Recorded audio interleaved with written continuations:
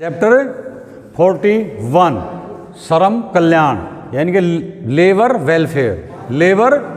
Welfare. कारखाना अधिनियम के अनुसार जो है श्रम कल्याण यानी लेबर वेलफेयर में क्या क्या है, श्रमिकों के कल्याण यानी कि भलाई के लिए किए गए कार्यों को श्रम कल्याण कहा जाता है, ताकि उनका मनोबल बढ़ सके। जैसे मध्यांतर में यानी कि लंच के टाइम में, मध्यांतर उसको बोलते हैं, लंच के टाइम में जब वह खाना खाता है, पीने का उसको ठंडा पानी मिल जाए, ऊंचित हवा, ऊंचित लाइट यानी कि रोशनी, पंखा, खाने के लिए मेज कुर्सी इत्यादि, तो वह अच्छा महसूस करेगा। क्या करेगा? अच्छा महसूस करेगा तथा मन से काम करेगा।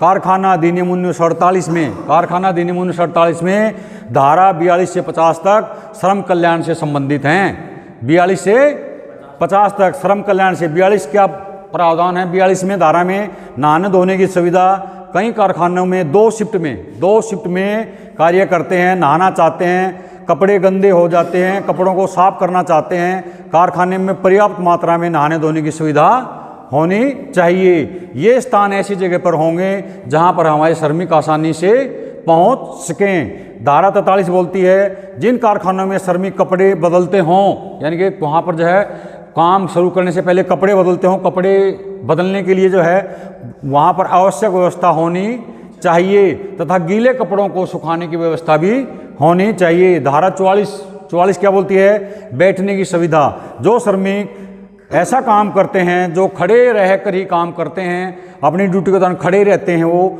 तो उनको ऐसी व्यवस्था करनी चाहिए जब उनको मौका मिले तो थोड़ा बहुत आराम वो बैठ के कर सकें।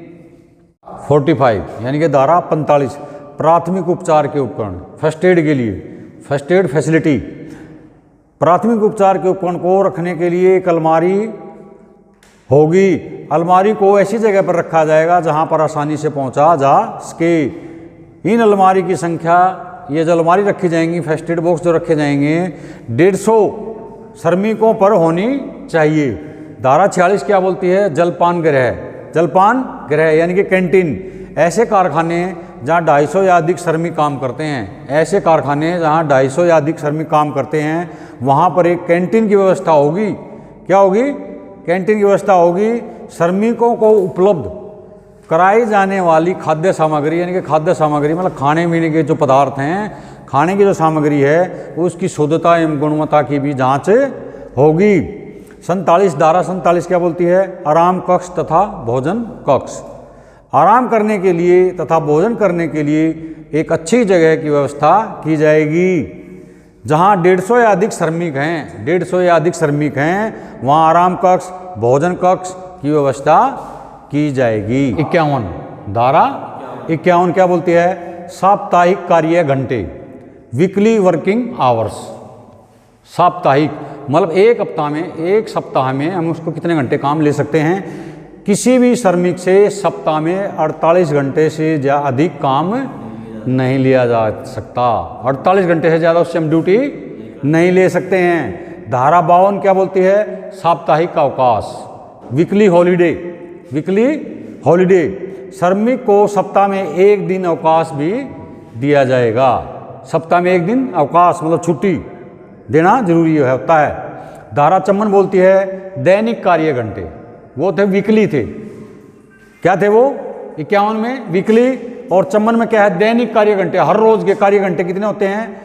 श्रमिकों से दैनिक यानी कि हर रोज दिन में 9 घंटे से ज़्यादा काम नहीं लिया जाएगा। कितने से?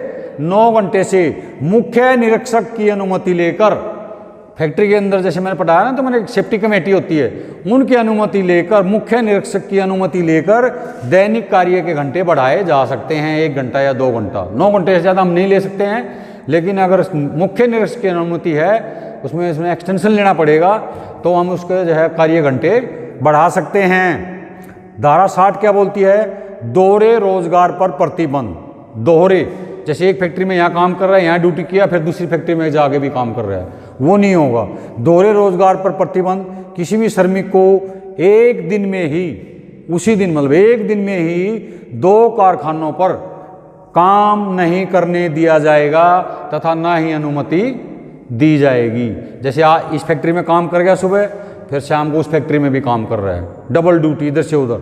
लेकिन ऐसे नहीं करने दिया जाएगा, न ही इस कारखाने द्वारा जहाँ काम कर रहा है अनुमति जाएगी, ना उस कारखाने के द्वारा अनुमति दी जाएगी। धारा 114 क्या बोलती है भाई, ध्यान से सुनो।